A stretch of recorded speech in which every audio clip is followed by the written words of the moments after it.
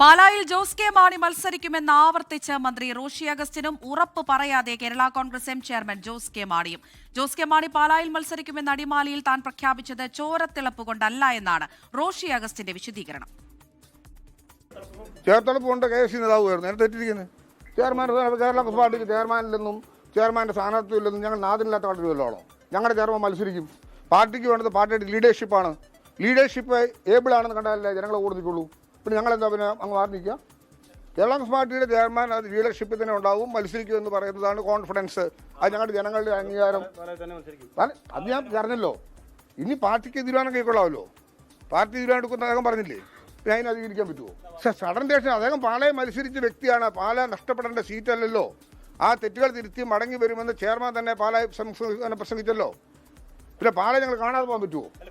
Sudden reaction അല്ലല്ലോ, വളരെ ആലോചിച്ചല്ലേ ഞാൻ പറഞ്ഞത്. സഡൻ റിയാക്ഷൻ ആണത് ഒരു കാര്യം പറയുന്നത്. ഇനി തീരുമാനം കൈക്കൊള്ളുന്നത് പാർട്ടി ആലോചിച്ച് തീരുമാനിക്കുന്നുള്ളൂ. ശരി, ഞാൻ മത്സരിക്കുകയോ ഇല്ലയോ, ജയിക്കുകയോ തോക്കുകയോ എന്നുള്ള അല്ല വിഷയം. പൊതുപ്രവർത്തകൻ്റെ സാന്നിധ്യം എവിടെയാണ്?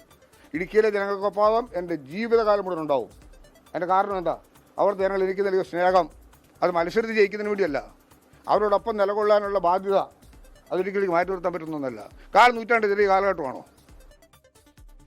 പാലായിൽ മത്സരിക്കണമെന്ന ആഗ്രഹമാണ് റോഷി അഗസ്റ്റിൻ പറഞ്ഞത് എന്നായിരുന്നു ജോസ് കെ മാണിയുടെ പ്രതികരണം. പാർട്ടി തീരുമാനിച്ചു എന്നല്ല റോഷി പറഞ്ഞതെന്നും ജോസ് കെ മാണി പറഞ്ഞു.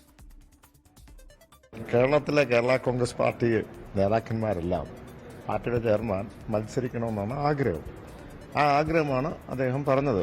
അത് പാലായി മത്സരിക്കും എന്ന് അദ്ദേഹം പറഞ്ഞു. അത് അദ്ദേഹത്തിന്റെ അഭിപ്രായം അറിയിച്ചു. പക്ഷെ അതിനുശേഷം അദ്ദേഹം എന്താ പറഞ്ഞത്? അത് പാർട്ടി തീരുമാനിക്കും. പാർട്ടി നിങ്ങൾ എടുത്തു നോക്കിയോ, പാർട്ടി തീരുമാനിക്കും. പാർട്ടി തീരുമാനിക്കും എന്നല്ല പറഞ്ഞേ, പാർട്ടി തീരുമാനിക്കും. പാർട്ടി തീരുമാനിക്കും, ആലോചിച്ചിട്ട് എന്താണെന്നുള്ള പാർട്ടി തീരുമാനിക്കും. അതാണ്, അല്ലാതെ മറ്റൊന്നുമില്ല. ലോകത്തെവിടെയായാലും ഏത് സമയത്തും 24 വാർത്തകളും ഓഗ്മെന്റഡ് റിയാലിറ്റി പാക്കേജുകളും എക്സ്പ്ലെയിനറുകളും വിശദമായി കാണാൻ ഞങ്ങളുടെ യൂട്യൂബ് ചാനൽ നിങ്ങൾക്ക് സബ്സ്ക്രൈബ് ചെയ്യാം.